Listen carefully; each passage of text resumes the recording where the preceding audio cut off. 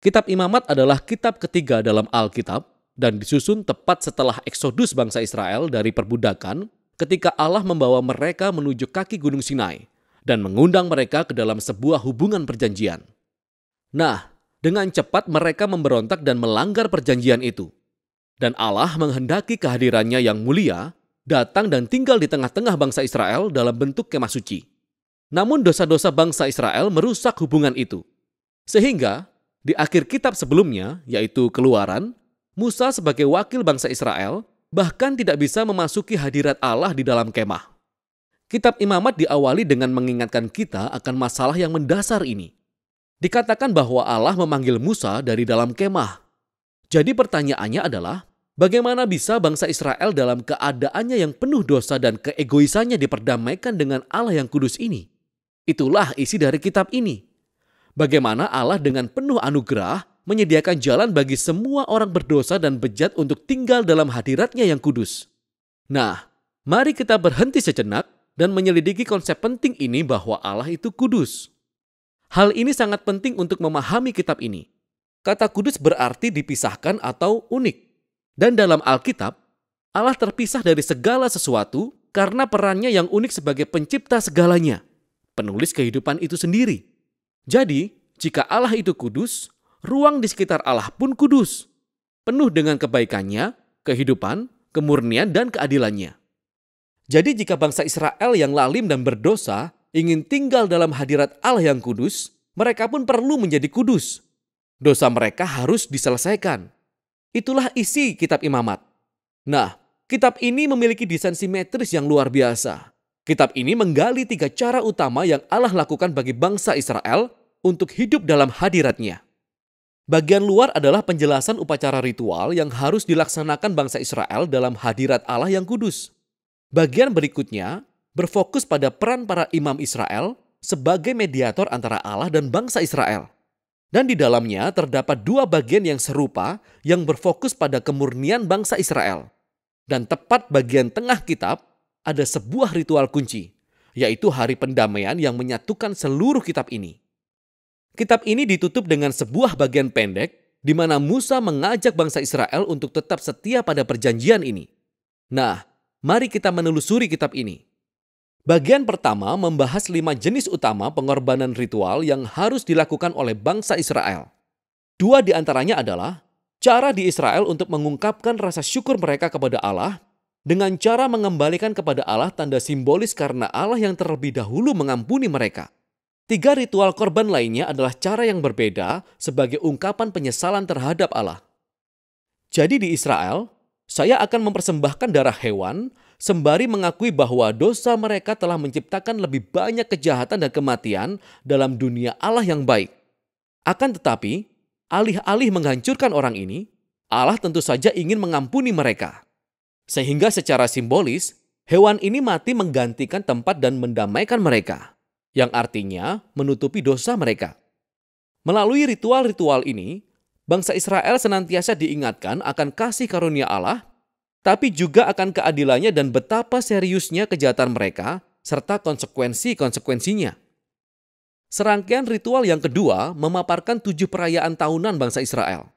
Dan setiap perayaan tersebut menceritakan kembali sebagian berbeda dari kisah tentang bagaimana Allah menebus mereka dari perbudakan di Mesir dan membawa mereka melalui padang gurun dalam perjalanan menuju ke tanah perjanjian.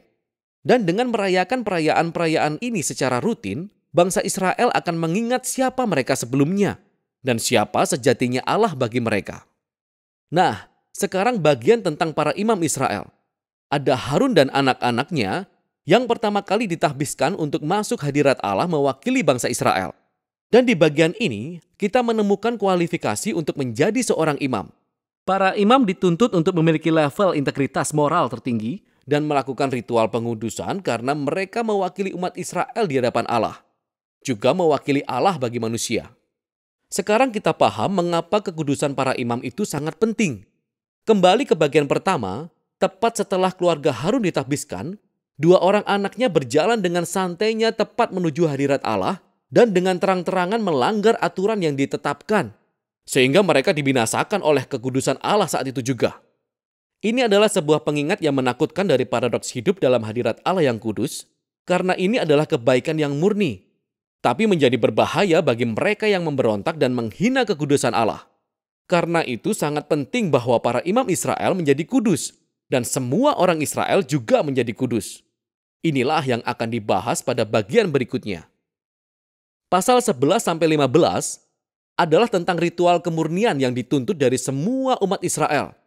Dan pasal 18-20 tentang kemurnian moral bangsa Israel. Inilah yang ada di balik semua bahasa kemurnian dan kenajisan. Karena Allah adalah kudus dan Dia terpisah, maka umat Israel sendiri perlu berada dalam keadaan kudus. Ketika mereka masuk ke dalam hadirat-Nya, inilah yang disebut menjadi bersih atau murni.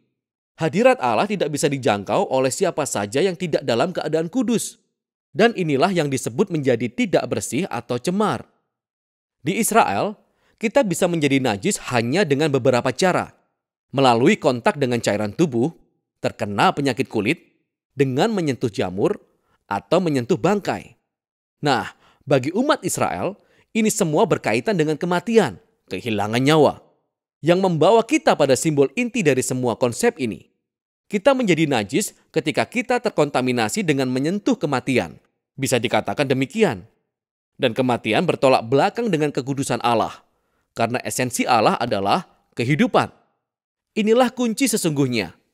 Sekedar menjadi najis tidaklah berdosa atau salah.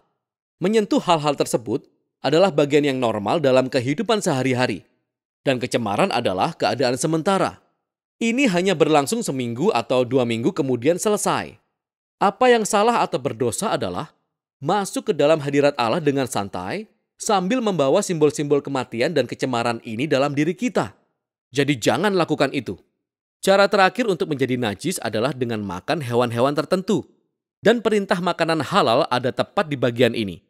Nah, ada banyak sekali teori tentang mengapa hewan-hewan tertentu itu dianggap najis dan terlarang. Apakah ini untuk mendorong kebersihan atau untuk menghindari hal-hal tabu dalam budaya itu? Teksnya tidak spesifik. Namun poin dasar dari semua pasal ini sangat jelas. Semua ini merupakan rangkaian simbol-simbol kebudayaan yang rumit yang mengingatkan bangsa Israel bahwa kekudusan Allah haruslah mempengaruhi semua area kehidupan mereka. Bagian berikutnya adalah tentang kemurnian moral bangsa Israel. Umat Israel dipanggil untuk hidup berbeda dari orang Kanaan. Mereka diperintahkan untuk peduli kepada orang miskin daripada mengabaikannya. Mereka harus memiliki level integritas seksual tinggi dan menggalakkan keadilan di seluruh negeri. Pada bagian tengah kitab ini, kita menemukan sebuah penjelasan panjang dari perayaan tahunan bangsa Israel, yaitu Hari Pendamaian.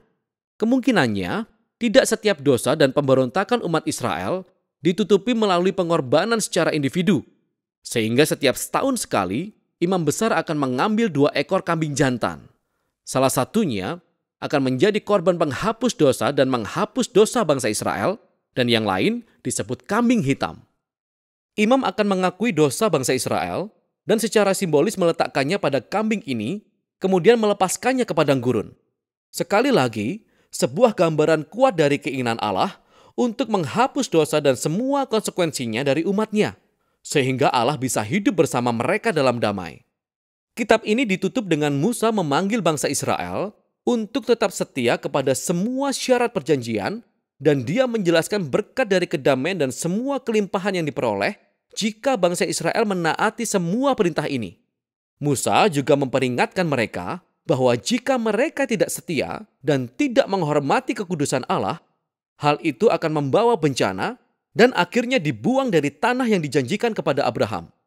Nah, jika Anda ingin melihat bagaimana imamat cocok dengan alur cerita besarnya, sangat membantu untuk melihat kalimat pertama pada kitab selanjutnya dari Alkitab, yaitu Bilangan. Kitab itu dimulai dengan Tuhan berfirman kepada Musa di kemah pertemuan, sehingga kita bisa melihat bahwa Musa sekarang dapat masuk ke hadirat Allah mewakili bangsa Israel. Kitab Imamat berhasil. Jadi meskipun Israel gagal, Allah telah menyediakan sebuah cara untuk menutupi dosa mereka, sehingga Allah dapat tinggal bersama orang-orang berdosa dalam damai. Dan inilah isi kitab Imamat.